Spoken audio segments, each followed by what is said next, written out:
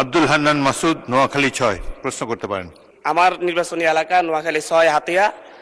ওই অঞ্চলে প্রচুর নদী ভাঙ্গনের কারণে প্রতি বছরই অনেক শিক্ষা প্রতিষ্ঠানকে স্থানান্তর করা হচ্ছে, কিন্তু সেই সকল শিক্ষা প্রতিষ্ঠান, প্রাথমিক এবং মাধ্যমিক শিক্ষা প্রতিষ্ঠানগুলো ওগুলা নিয়মিত বরাদ্দ না পাওয়ার কারণে এবং ওই প্রতিষ্ঠানগুলোর শিক্ষার্থী যারা আছে তাদের একটা তালিকা করে তারা ঠিকমতো পরবর্তীতে অন্য কোনো শিক্ষা প্রতিষ্ঠানে ভর্তি হতে পারতেছে কিনা, শুধু হাতিয়া নয়, এরকম নদী ভাঙ্গন প্রবণ যত এলাকা রয়েছে ওই সকল অঞ্চলের শিক্ষার্থীরা ঠিকমতো অন্য শিক্ষা প্রতিষ্ঠানে ভর্তি হচ্ছে কিনা নাকি ঝরে পড়ে যাচ্ছে, এই তালিকা করার জন্য শিক্ষা মন্ত্রণালয়ের পক্ষ থেকে কোনো উদ্যোগ আছে কিনা।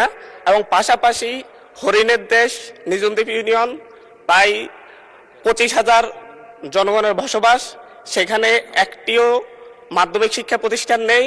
পাশাপাশি সেখানে যে প্রাথমিক শিক্ষা প্রতিষ্ঠানগুলো রয়েছে সেই প্রতিষ্ঠানগুলোতে শিক্ষকের প্রবল সংকট।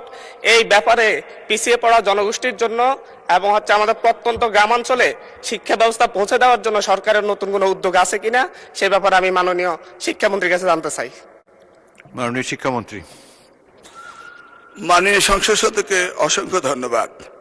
ইতিপূর্বে 2001 থেকে 2006 সালে নকল প্রতিরোধ আন্দোলনের সময় আমি সেখানে গিয়েছিলাম এবং দেখেছিলাম নদী ভাঙ্গনে কলেজ চলে যাচ্ছিল এবং সাবেক প্রধানমন্ত্রী বেগম খালেদা জিয়ার সময় সেই কলেজগুলোকে সরিয়ে ভালো অবস্থানে নেওয়া হয়েছিল। যে সমস্ত প্রতিষ্ঠানগুলো নদী ভেঙে যায় তাৎক্ষণিকভাবে আমরা সেই প্রতিষ্ঠানগুলোকে নতুন করে আমরা তৈরি করি।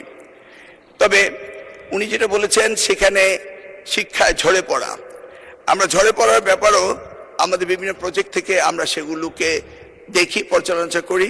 উনি যদি লিখিত কোনো নোটিশ দেন তাহলে আমি ওই এলাকার ঝরে পড়ার সংখ্যা, মাধ্যমিক স্কুলের সংখ্যা এবং প্রয়োজন সাপেক্ষে নতুন বিদ্যালয় স্থাপনেরও এই মহান সংসদ থেকে আমরা শিক্ষা মন্ত্রণালয় উদ্যোগ নেব, সেই ব্যাপারে আমরা বলতে পারি।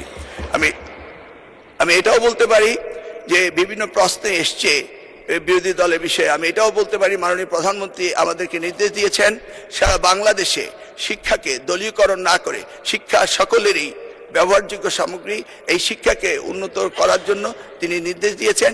সেই আলোকে আমরা ওনার হাতিয়াকে সুন্দর দৃষ্টি নিয়ে আগামী দিনগুলোতে আমরা তার স্কুলের ব্যবস্থা করব বলে আশা করতে পারি। ধন্যবাদ।